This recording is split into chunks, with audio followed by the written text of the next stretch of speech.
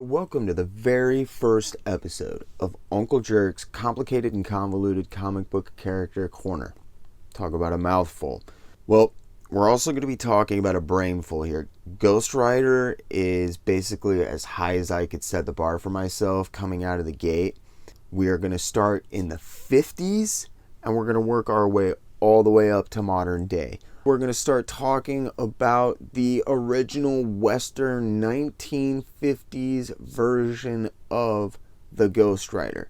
Some of you guys are going to be wondering, hey, wait a minute, thought Ghost Rider had a skull and is on fire, rode a motorcycle. What the hell is this, right?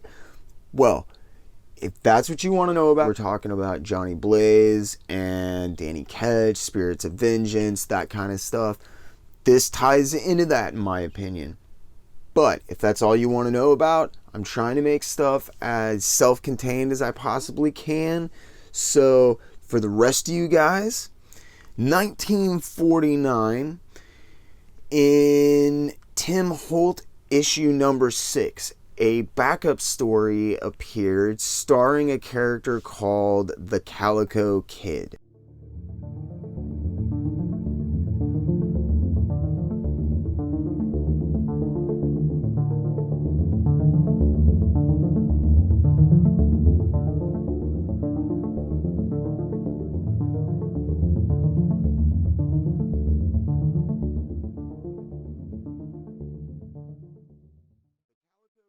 I believe also went by the name the Peddler, but what was really important about him is even from this original version, he had these Clark Kent Superman dual identity thing going on. It was almost superhero-y, but not quite. This was because of the editor on the title, Vin Sullivan.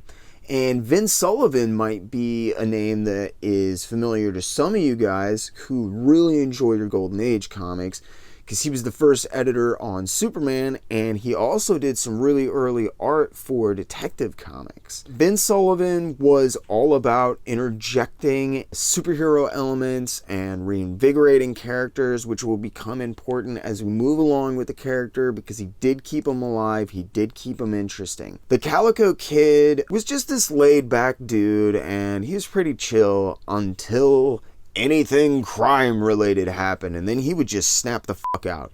Like, he became a marshal, I believe, and his name was Rex Fury. And Rex Fury Marshal would come looking for you, partner. And if he found you, it was a bad thing. So Rex Fury was fairly uninteresting, and the Calico Kid was even less interesting.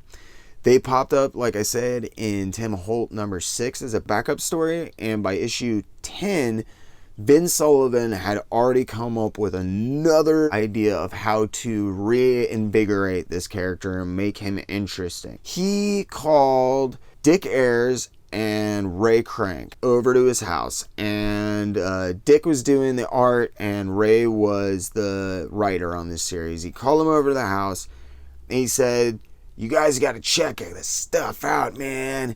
So he puts on this single for him of a song that had just come out, I think the year before. I think it was 1948, called Riders in the Sky, A Cowboy's Tale.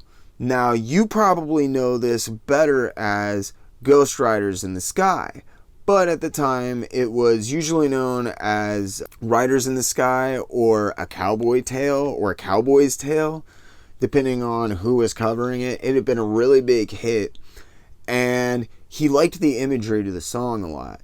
So he played that song, and then he sent Ray and Dick to check out a movie that had just come out called Ichabod and Mr. Toad by Disney.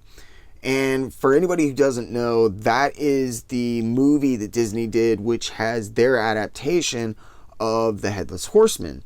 And obviously, Vin Sullivan told them to pay extra close attention to the Headless Horseman section of the movie. So when Dick Ayers and Ray Crank came back, they made their first attempt at implementing and drawing inspiration from these places. As soon as they brought the character back, the Calico Kid, and forgive me, his sidekick's name is Sing Song. It's the 50s. Just roll with it, man. I apologize. So, Sing Song and the Calico Kid get jumped, and they get thrown into this whirlpool. But they get sucked into an underground cavern. Of course, they don't die. But instead of changing into Rex Fury, like, the Calico Kid decides to dress all in white from head to toe and starts calling himself the Ghost Rider. He goes out and basically kicks the shit out of all the dudes that jumped him and Sing Song, and that was a wrap. He calls himself the Ghost Rider, and Magazine Enterprises, Vince Sullivan probably in particular, I should state, like, knew that name was sweet. I think that the name, probably more than anything else, is the reason they started pushing the character, because I know that that version wasn't very much more popular than the first version, origin, whatever you want to call it. So they put him in his own series called Ghost Rider, and of course, in the first issue, they retell the origin, and as was the wont of many men back then, they just kind of did what they wanted and rewrote the origin again. So this time, even though they rewrote the origin, it's pretty close to the second version of the origin, but we do get some introductions of some pretty interesting stuff. In this second version of the origin, they still get jumped, they still get thrown into a whirlpool, but the whirlpool is actually a sinkhole, and it's called the Devil's Sink. So we've got the introduction of the devil. It's, in name only. Still, we've got the introduction of the devil, because a lot of this stuff gets mined for ideas and pulled from many, many, many years later. So it's important that we get the devil. He also gets a steed named Spectre, and he doesn't just kind of get a wild hair up his ass and turn into the Ghost Rider this time. While he's drowning, he actually has a vision of these three ghosts that appear to him: Wild Bill Hickok, Calamity Jane, and Kit Carson. And they tell him that he now walks in between life and death, and that they are going to bestow each of their particular gifts to him. So obviously he's great at the whip now, and he's like super great shot, kind of superpowers, kind of not, whatever. I lean towards not superpowers, but it is the introduction of somewhat supernatural elements into the character. He's a Western character, he's a Western guy, so in my opinion, they're pushing this supernatural element. He's got a bunch of accessories, kind of like Batman, because I think Vince Sullivan probably was like, oh, well, Batman's doing really well. I worked over at National Periodicals, aka DC, I worked over at National for a while, and their big thing, with Batman, they did really well, so I'm going to do the Batman thing and give him some, accessories. And so, obviously, since he's good with a whip, he has to have a whip, which he can turn into a lasso, seemingly, at will, even though it's not a superpower or anything. It's just kind of it does what it needs to do when it needs to do it. He still goes, full, head to toe white, and he paints the inside of his cape black, and now he'll flip his cape inside out and cover up his body while he's riding his horse, so he'll appear to be just a disembodied head riding along, and I don't know how he sees through it, but he'll flip it over his head, and it'll look like he's got no head, he literally is the headless horseman, and he's riding along. He'll tie the lasso around his waist too, and leverage it around a branch and pull it up and make it appear as though he's flying, a floating head or a floating body or whatever he wants. He's really pushing the supernatural element of himself. He wants his opponents to think he's supernatural, but he's not. The one really cool accessory that he has that is, in my opinion, somewhat supernatural from the beginning, because it can only work in that sense. He has a set of like mirrored goggles. I don't think in the comics that they ever have a name, but basically what the goggles do is they reflect the evil of the evildoer back into them if they look into them. And this would go on to be, obviously, if you know anything about Danny Ketch, this would be a really important thing come the 1990s with the Penance Stare, and it would be so important for the character that they co-opted that shit and stole it from Danny and gave it to like Johnny Blaze and all the other Ghost Riders basically since that I know of are capable of the Penance Stare. This is the kind of stuff that I'm talking about that they mine from. Like, that's a really direct example, but this is why we're talking about the character. So if you had any questions at the beginning of the video, I hope you're starting to understand, like, oh, okay, well, maybe that's okay. This is why we're talking about a guy dressing in white who calls himself Calico Kid and sing song. And anyway, at this point, although there were like supernatural elements, they were still basically vestigial. We had the introduction of the devil in name only with the devil's sink and the demonic steed, and kind of the idea of him almost being ghostly when the ghosts tell him you walk in between life and death. But you would constantly see werewolves, vampires, mummies, Frankenstein monsters show up. You're like, what the hell is going on?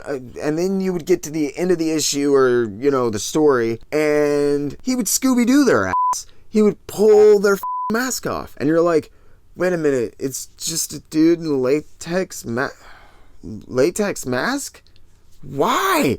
Like, what point does this serve? Why are we pushing this supernatural element so hard? Basically, I think because of the name, but like, they would always turn out to be like thieves or cattle rustlers or like, land robbers or something. It was just silly. That version of the character, like this Rex Fury, Calico Kid, he's not remembered these days. Nobody remembers him. But back in the day, he was Magazine Enterprises' heavy hitter. He was the #1 seller for Magazine Enterprises for a long time. Magazine Enterprises pushed him, obviously, because he was their big seller. They always had to stay on time and ship on time with the book. Dick Ayers, who's doing the art, was a beast when it came. I mean, he was awesome. And he was still making his bones at this time. And I don't know if his stuff, sometimes he would fall a little bit behind, or maybe his stuff wasn't quite up to snuff. I don't know. They would call in pinch hitters every once in a while, and one of those guys, and I had seen these covers, and they were badass, but I had never really paid attention to the name on them because I assumed that like somebody else had come in and like inked Ayers stuff or something like that. No, Frank Frazetta, man. Because I realized, I was like, oh, that makes sense, because it's Magazine Enterprises before the big falling out, because Magazine Enterprises and Frazetta had a pretty good working relationship up until Thunder happened. And if you want to know about Thunder, ask me about it in the comments section. Maybe I'll do a video about Thunder. But that was like after Thunder, Magazine Enterprises and Frazetta were not working together anymore. It was during this period when they were really trying to push his popularity. Frazetta was obviously brought in, hugely talented artist. This is 4 years into the series basically now. We're 1954. And if you know anything about comic book history, or if my video's up and you've bothered to watch it, shameless plug time. You know about the Comics Code Authority and the Senate Subcommittee for Juvenile Delinquency. That's 1954. That is basically, in my opinion, just a witch hunt to get EC Comics and put them out of business, stop this new trend, because the superhero comics, the capes and tights and crap, they couldn't keep up.